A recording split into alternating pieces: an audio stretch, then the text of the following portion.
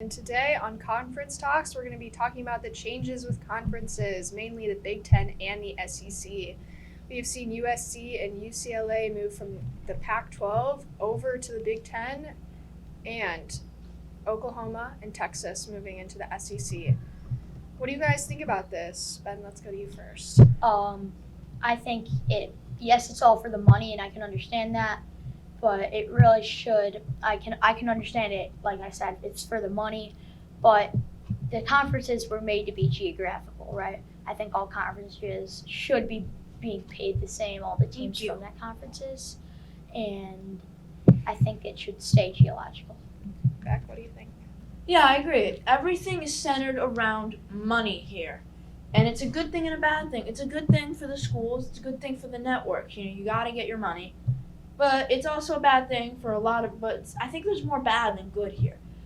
We're looking at, originally, like not that long ago, everything was geographical. I mean, we're looking at USC, UCLA, two teams in California joining the Big Ten, what is meant to be a Midwestern conference.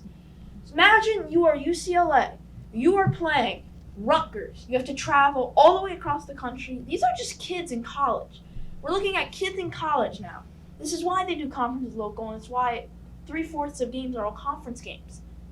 This should not be happening right now. It needs to be geographical. Yeah, I agree. I don't think it makes much sense for student athletes to be traveling across the country, especially when they have homework and they need to pass their classes. And I think not only will this affect student athletes, but I think the future of small conferences are really at a risk right now.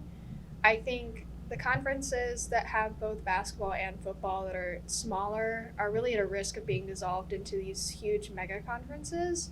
I think the conferences that will stay alive are the Big Ten, the SEC, and the ACC. And I think those are the only conferences that will be here at around 2030 or so. And one thing you said, student athletes. They're students before they're athletes. They can't play if they're not passing their classes. Having thousands of miles to travel on a weekly basis is going to get their grades worse, academics worse, and they're students before they're athletes. So I do think it needs to be more local. Here, I'm going to go on a quick mini rant here. This is on topic but off. In basketball, we look at the Big East being one of the power conferences back a few years ago.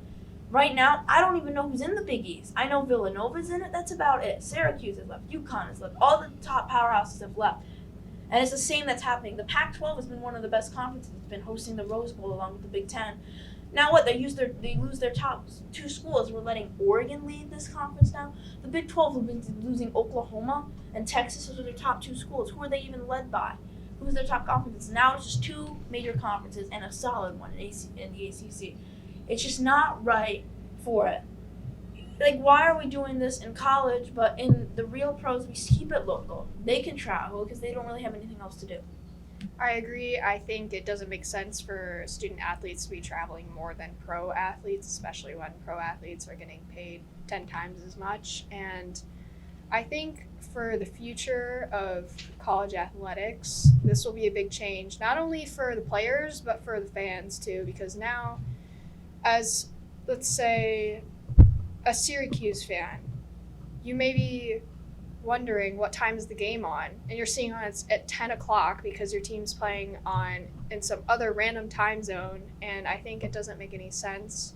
I think, honestly, it might be a money loss for networks because a lot less people are going to be able to watch the games. I know that as a fan, I've never been able to watch the time zones that are like Pacific time zones and the Mountain West because it's usually too late. And I think it just doesn't make much sense for the conferences to be changed like this. Ben, I saw you had some thoughts on new conferences. So I have prepared what I believe should be the Power 5 conferences. 5 conferences of how everything should be. So I have the Pac-12. It's Washington, Washington State, Oregon and Oregon State, Utah State, Colorado, Cal, Stanford, USC, UCLA, ASU, and Arizona State. That's how it should be. That's what the Pac-12 is. I'm good with that.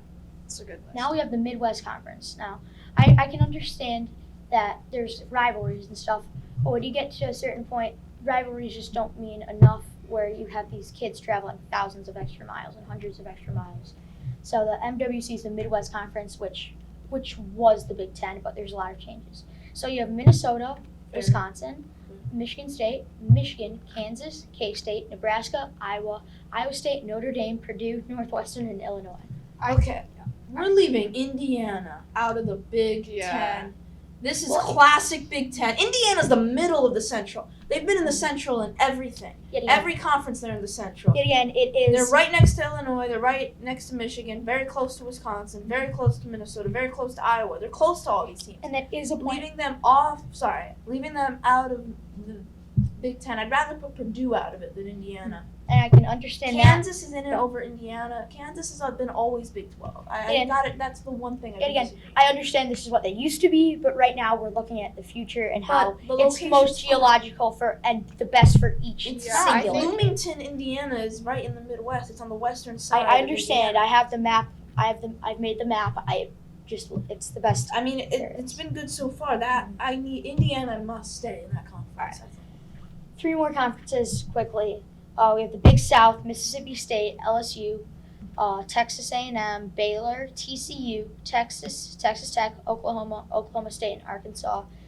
It was a challenge having to leave Ole Miss out, but I had to I'm do alright it with that. for It's like uh, the Big 12. just to have the SEC, which is our next conference, having a good amount of teams.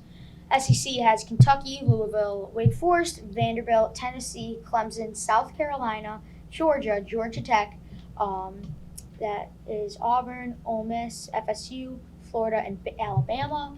Last conference is the ACC, which is Indiana, Ohio State, West Virginia, Pitt, Penn State, Virginia, Tech. Wait, hold on. Yeah. Ohio State. I didn't miss that. They're not with. In the I Big mean- Ten, I know it's They gotta be in the Big Ten. The rivalries matter enough. so we have Penn State, Virginia Tech, UNC, NC State, Duke, Virginia, Maryland, Rutgers, Boston College, and Syracuse. So that's your list of the new conferences that Ben has made for us. Thank you for joining us on Conference Talks.